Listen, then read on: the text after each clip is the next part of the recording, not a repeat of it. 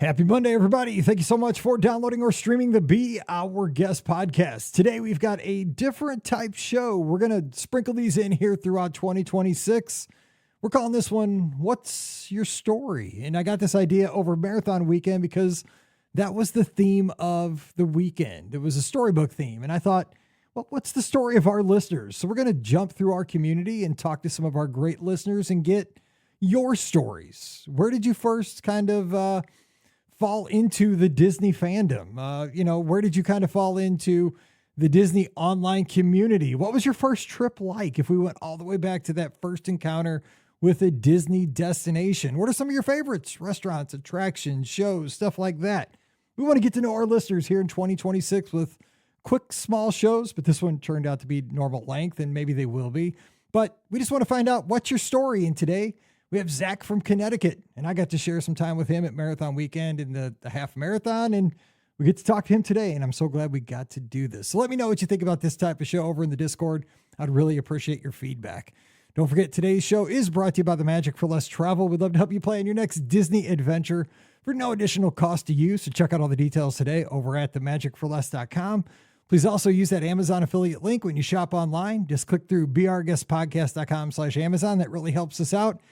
And you can become a patron of the show, patreon.com/beourguestpodcast. $5 a month is all it costs. And when you do that, you get a bonus show called Mike in the Midwest. Thanks to everybody who does that. You guys are the all-stars that keep us on the air. So thank you for that. Again, patreon.com/beourguestpodcast. Ready to take a trip to the world? You found the Be Our Guest Walt Disney World Trip Planning Podcast. This is where your memories come front and center on our podcast stage.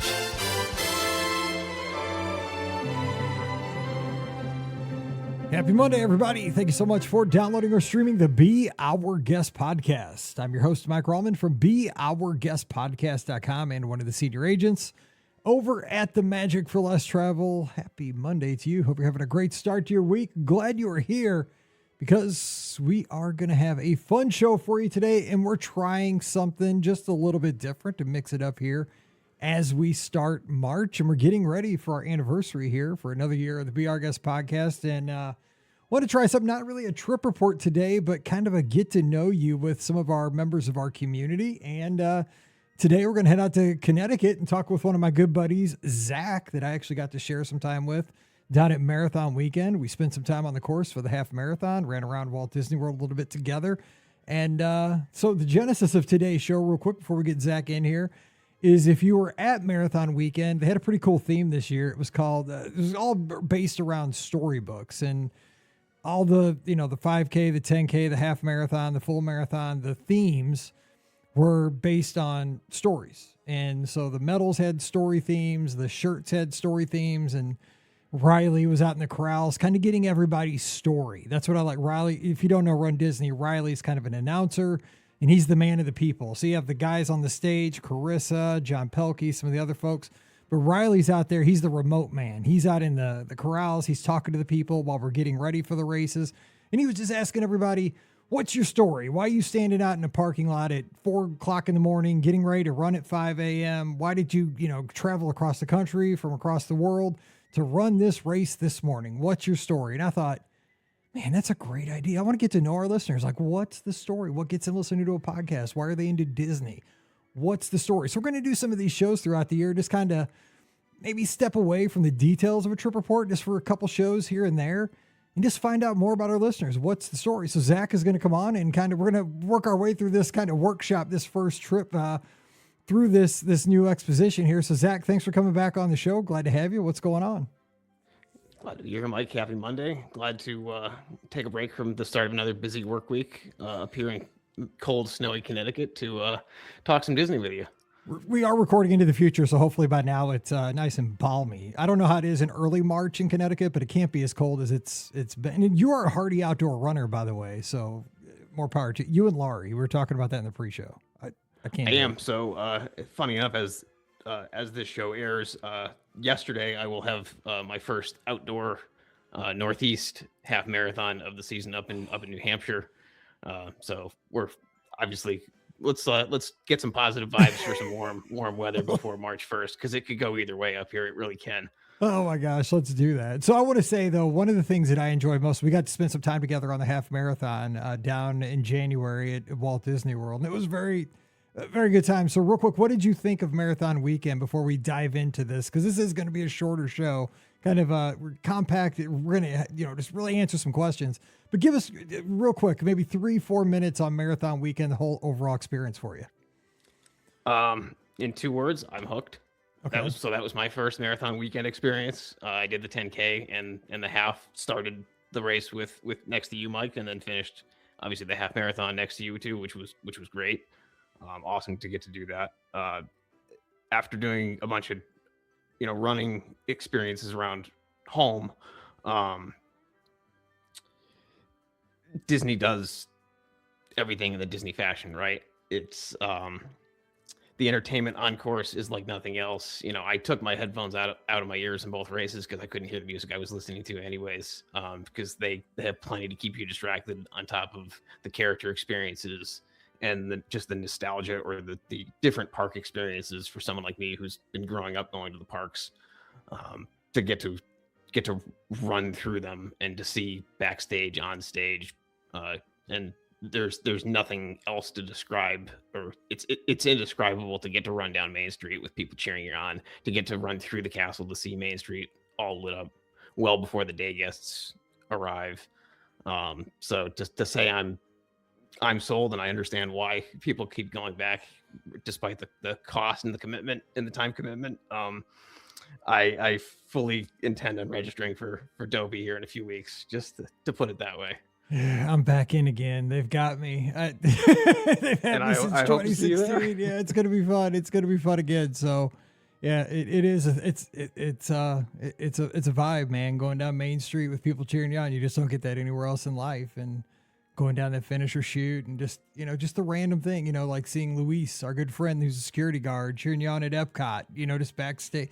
It's just seeing friends here and there scattered around the course, and it's a special thing.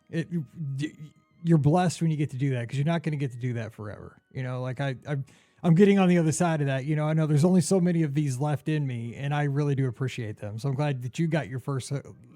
You're on the other side. Like, you got your first hit of it, and I'm glad that you enjoyed it and you loved it, and you're going to get to do this many times. I love it. So I'm glad to hear that. So now I want to dive into this. I want to try this out. So what's your Disney story? So I'm going to kind of ask you a few kind of questions around that. So what's the story of like your beginning, your genesis of all this? So where did you kind of like grow? How does Disney like start in your life? Like, did you start with movies? Did you start with like a birthday party when you were 2, when your parents had a Mickey Mouse cake, or what's it like? How's your story start? What's chapter 1? Yeah. So for some backstory, for some context here, I was born in the mid-90s, which was kind of well known as Disney's Renaissance era for animated movies, and Michael Eisner's spur into the theme parks. So it was really kind of hard to avoid Disney and even Pixar at the time, before they were owned by Disney, in my life. Toy Story by far was my favorite movie when I was a little kid. My parents still talk about the fact that I wore out the VHS tape because I kept wanting to rewatch the same parts of it over and over and over again. I'd run around the house quoting parts of the movie, which they didn't quite understand what was going on at first. They thought there was something wrong with me, and then they realized, oh no, he's just watched the movie so many times, he's quoting it. No, my parents still think something's wrong with me, so that's no problem. I still quote movie lines left and right in mid-conversation. So, and other movies like Cinderella was another favorite of mine. It's something that just sticks in my mind, watching it so many times as a young kid. Not so much for the princesses or any of the storyline. For whatever reason, I liked the mice. Like Gus was just such an adorable, funny, cute little character. So grew up watching all the movies, whether I remember seeing them all or not. Definitely those 2 stick out in my mind. And then as far as the parks go, my parents, I think they knew they wanted to take me at some point, that I would enjoy going to Disney World. They had both been a few times themselves, but not to any extent like I've gone since, or that we've gone since. They kind of waited until I was old enough to not need a stroller, which was a great call on their part. So they pulled me out of first grade when I was 6 years old back in 2002, which was a huge part in the renaissance of the Disney parks too, I feel.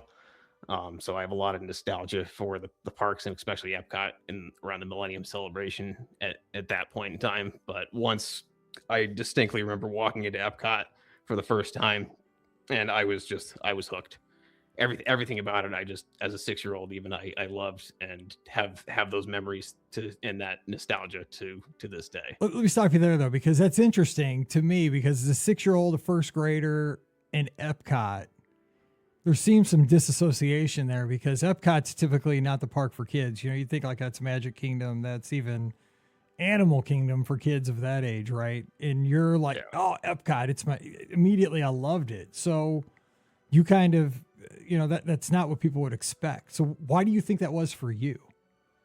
Well, for me, I'm not a normal child, and I never was a normal child. I'd be the same way, because I'm a nerdy kid. I like science. I like technology. I like the cultures. I like world. Yeah.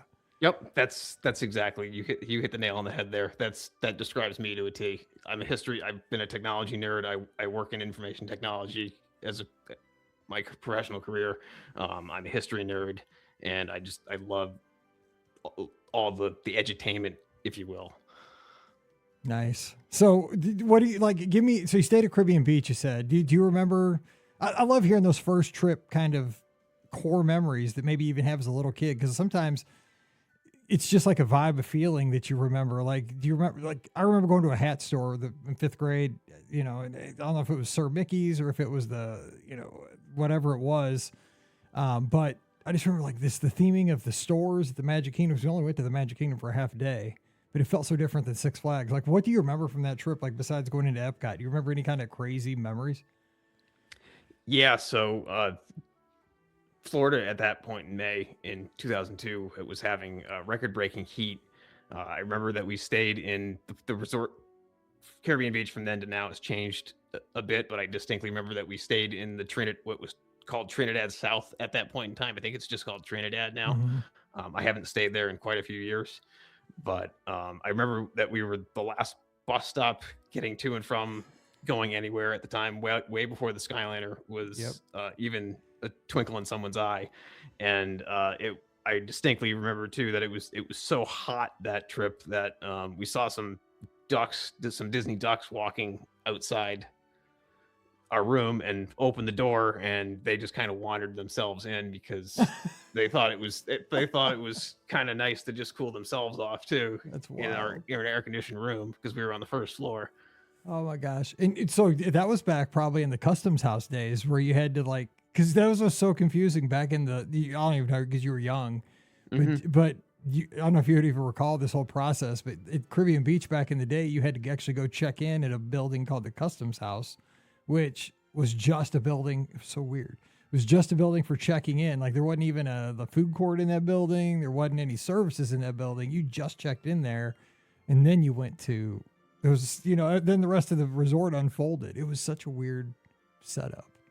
Yeah, I have vague memories of that too, and I've had to go back and look at pictures of the Morro del Fuente's pool at that point in time too, because I swear from then to now I had fever dreams about the bridge going all the way across the pool and not just being two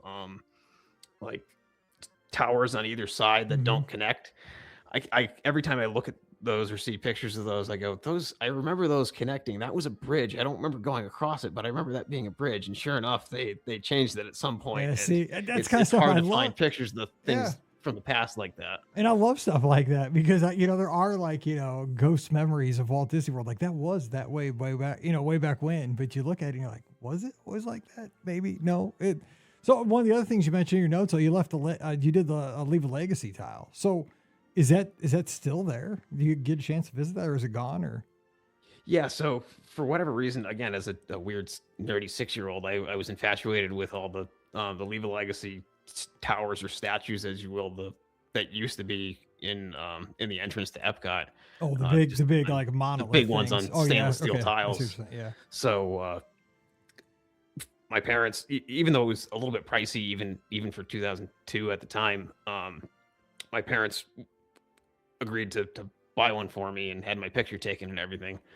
I still have somewhere in my files they sent home a like the plastic transparency that they used to etch it into the tile, with like the original marker location of how you could find it where it was located, which is really cool. I'll have to post some pictures of that in the Discord afterwards when I can pull it up. But it was devastated to go back in 2019 when they started renovating Epcot into what Future World is now, and that it was gone. I couldn't go back and visit it anymore. But fortunately, they moved all of those tiles off to the just outside the entrance onto like giant colored walls.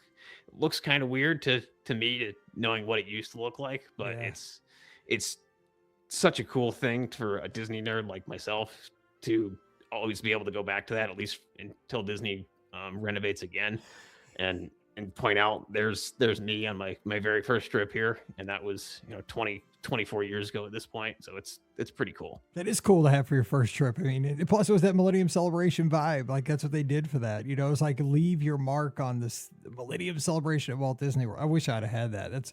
I always see them when I go to the corrals for the races, because that's where you walk right past them when you're going. Exactly. It's like for the ladies, it's like the last chance rest stop. I'm always like, there's going to be a million porta potties, but the best one is right there, I guess. Yep. And back then they didn't.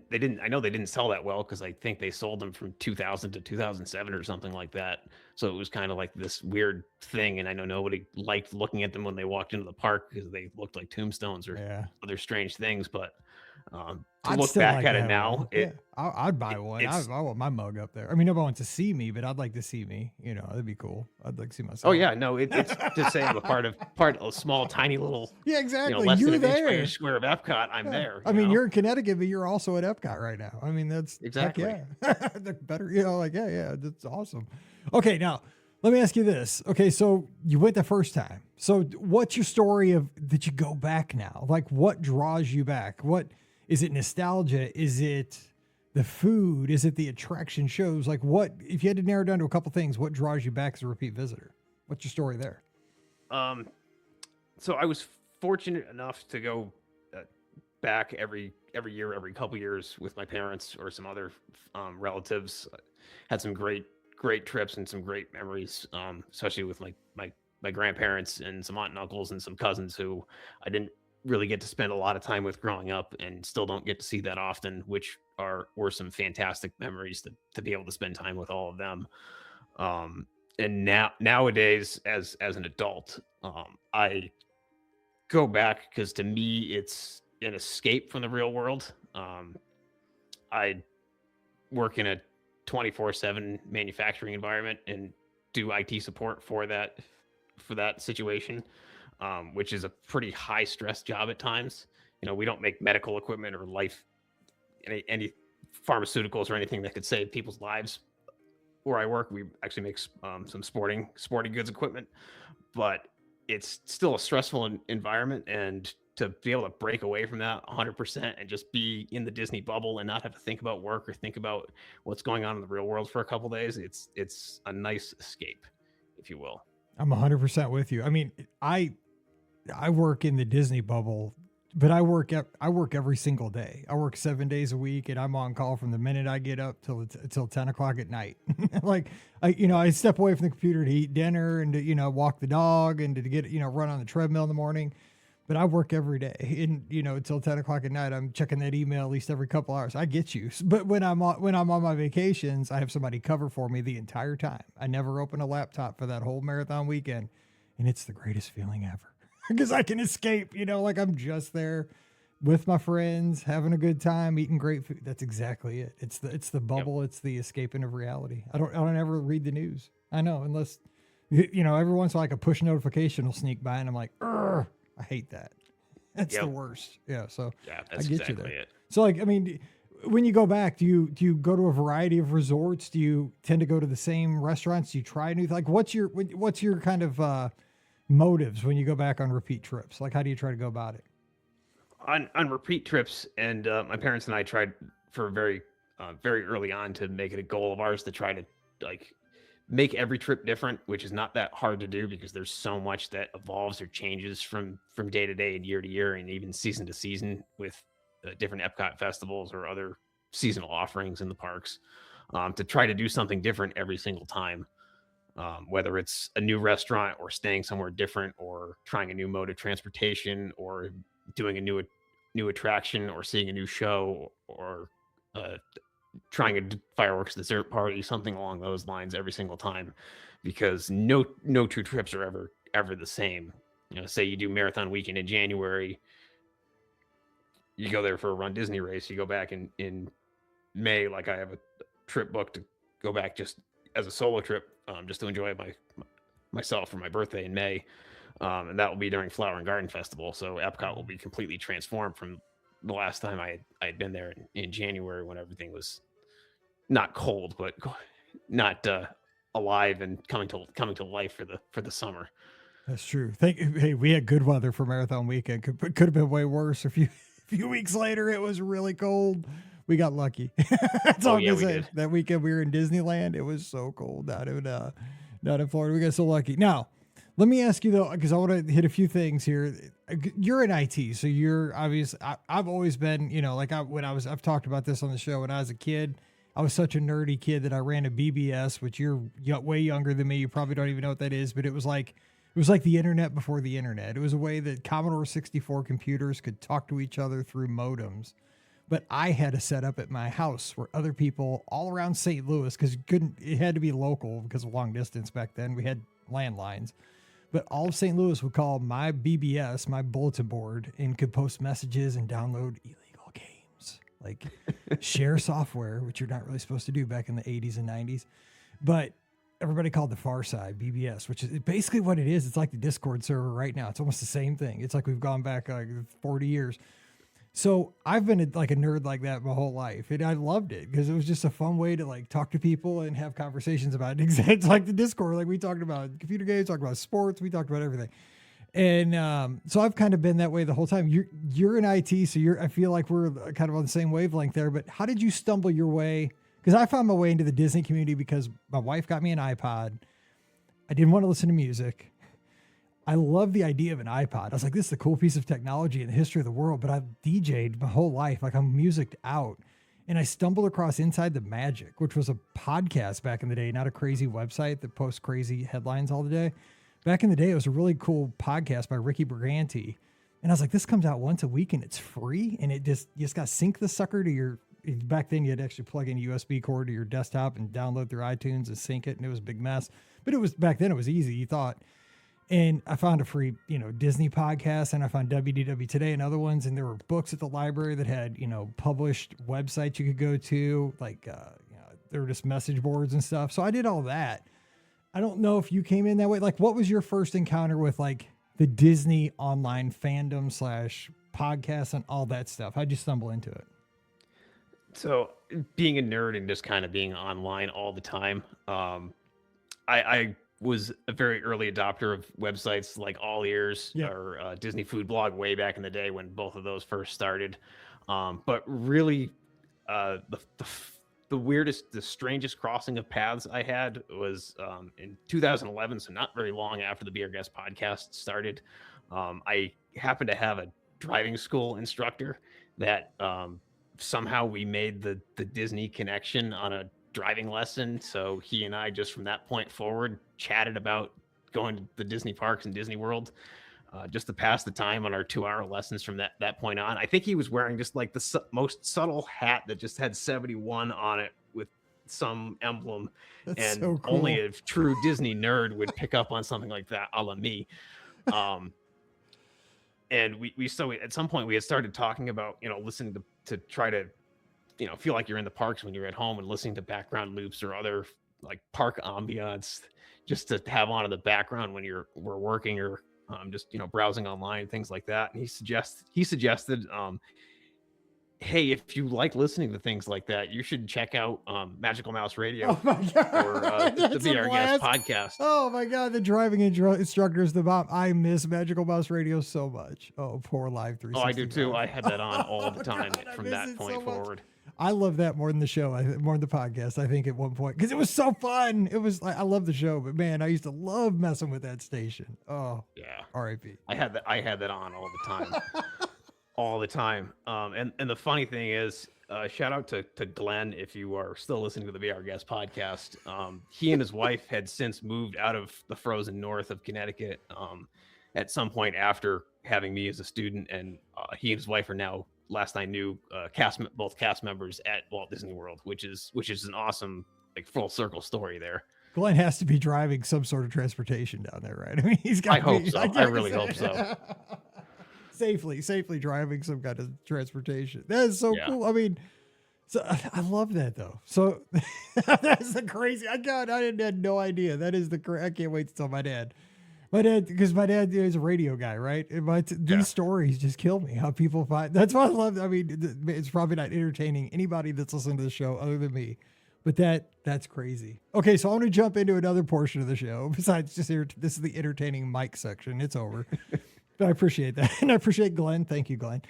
So give me some of your favorites. Okay, so like let's learn a little bit more about you. Like favorite restaurants. Give me a couple favorite restaurants, a couple favorite attractions, just off the top of your head. Sure. So favorite restaurants, like you had kind of touched on before, trying different new ones, different restaurants or new restaurants. I personally tend to fall into a rut of going back to old favorites. I know a lot of us are like this that have been there so many times. It's you fall back to menus that you know are good or experiences that you know have been good without risking your valuable precious vacation time on something that is uncharted territory, if you will. We've been to, I think, Via Napoli and Le Cellier probably the most times. I'd have to pull up my spreadsheet because I have kept decent track of, not like Scott does. I was gonna say you're like Scott. I've kept decent track over the years of all the at least sit down restaurants we've been to. I never had a bad deal at either of those.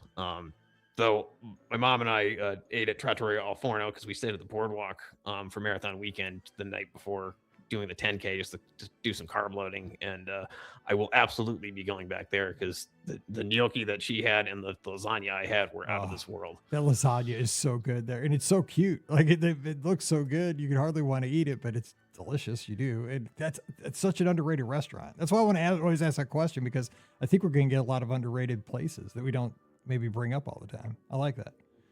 So what about attractions? What, like if you had like 2 or 3 go-to attractions, where do you, like Living with the Land, but I don't think everybody else picks that, but it is the best. But then that's hands down one of my favorites. What else? There's no ifs, ands, or buts about that. We also had the fortunate happenstance of doing the behind the scenes tour there. So if anyone's looking to touch their feet into a short and relatively inexpensive, at least for Disney, backstage tour behind the scenes is a great one to try out if you're interested in gardening or plants or anything like that.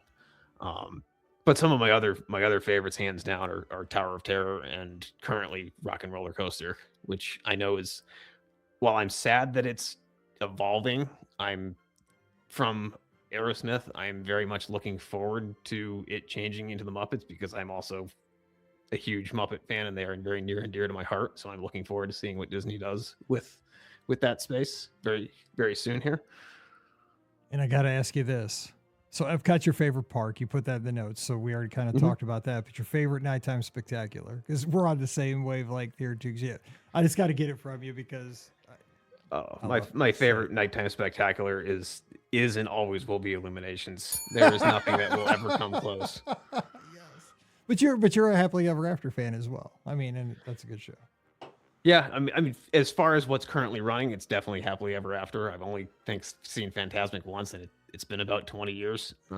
Just because you have to wait to get in the theater, and it's a whole mess there. But so little quick story with Happily Ever After. My mom and I did a fireworks dessert party on Marathon weekend, just as a kind of a special. Our last night there, just the two of us went down to run for the weekend. Kind of thing.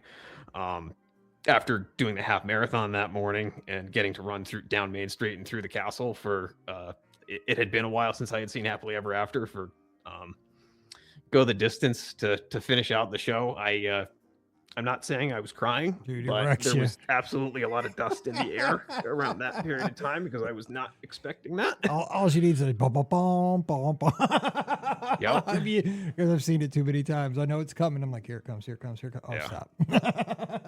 But nothing will ever top Illuminations and the feeling of some non-IP based, world coming together and just the globe and World Showcase Lagoon opening up and the torch coming out of it. Oh. And oh my God. Especially like if it was happening, the Olympics just wrapped up a couple weeks ago. Like, oh my gosh, there were so many just times of you hit it just right. It's like, oh my gosh, the world is actually coming together. There's a few times, it felt so good. It was just perfect. The message of Illuminations was perfect for World Showcase. You got 11 countries. It felt like everybody's coming together. Like anything was possible when Illuminations was playing for the 12 minutes or whatever, but that's all I'm gonna say. It was great. Okay, so let's talk about sharing it when you take your first time, or you took CJ. So tell us about, because I mean that's always a special thing. I've done that a couple times. I don't get to do as much as I'm always going by myself lately. I don't like that. I need to take a first time. Go ahead, tell us about that. Yeah. So after growing up, going with my parents and some other family members through most of my childhood and my young adulthood through college even.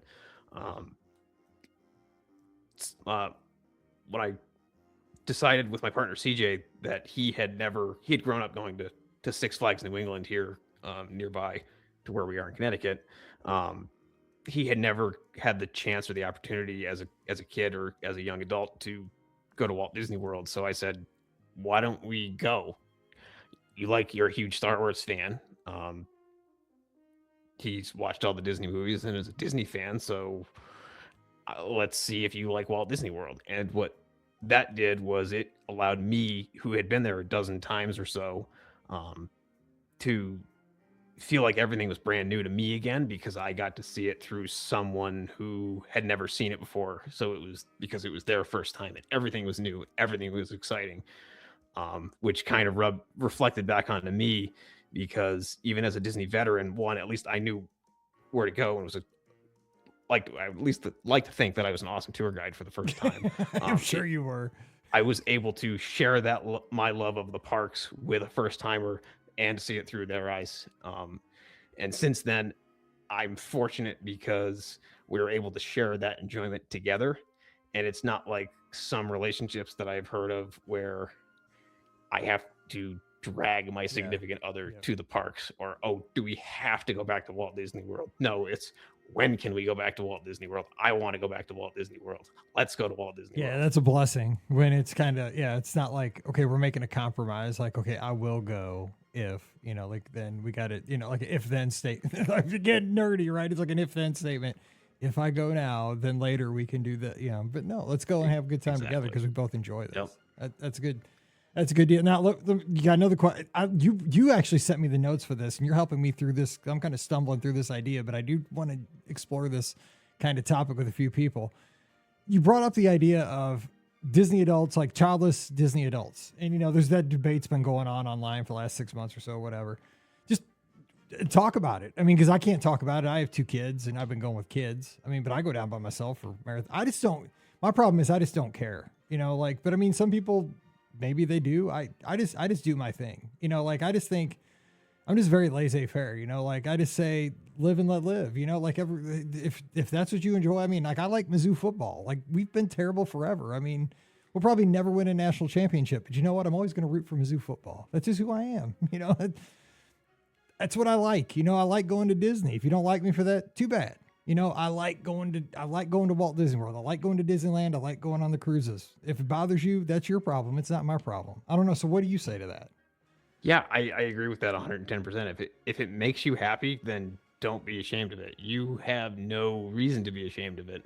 For someone like me, especially who grew up as a kid and has evolved with the parks for the last 20 something years. It's just something that I enjoy, I have kind of drawn the comparison to Disney adults to some diehard sports fans in a lot of ways, right? A lot of people will pour all of their emotions into, and even a lot of money into either merchandise or season tickets to go to games, for whatever the their local sports team is, right? And a lot of times they spend a lot of money for those sports teams to then let those fans down, right? Right here. I mean, not every year, but a lot of years, but I still go back. I mean, I'm not a huge sports fan. I like to call myself a casual Boston Bruins fan and an even more casual Boston Red Sox fan. And those two teams in particular are very well known for letting their fan base down and disappointing them. So if instead of spending money on a professional sports team, I'd rather spend that money on something that's more consistent or more of a safe bet, right? Yeah, exactly. Safe bet. That's a good call. Safe bet. Yeah. Yeah, I get it. Okay, that's a good way. Okay, look, last question, because I don't want these to be quite as long. We're getting there, and I get to talk to my friends. So what can I say? Yeah. Last question is, we'll wrap this up for your story. Why do you keep going back? That's kind of a good conclusion, because all of us tend to, like, we want to have kind of the next trip almost either already officially on the books before we leave, or at least in our mind, like, okay, I know it makes it easier to leave when I know I'm coming back. So why is it? You've kind of mentioned some of the things, but why do you keep going back? I mean, summarize it? I mean, you've kind of said a few of the things, but why do you keep going back? What's your story?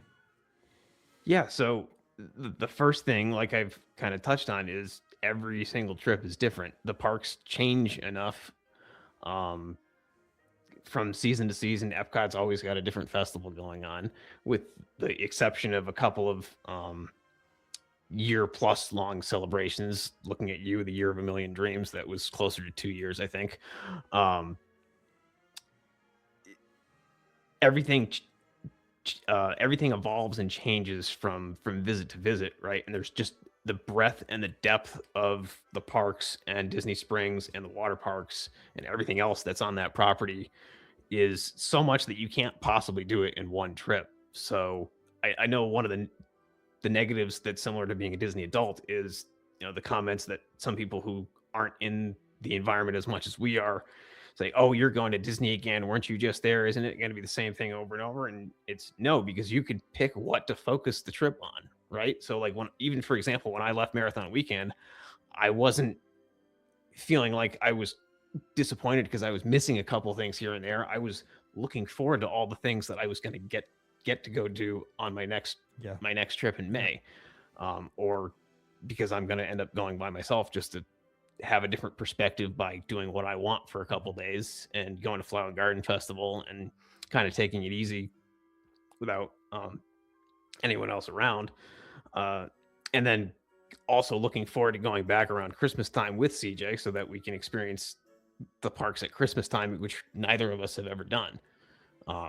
Or potentially doing wine and dine and a Halloween party in the future, things like that. I like it.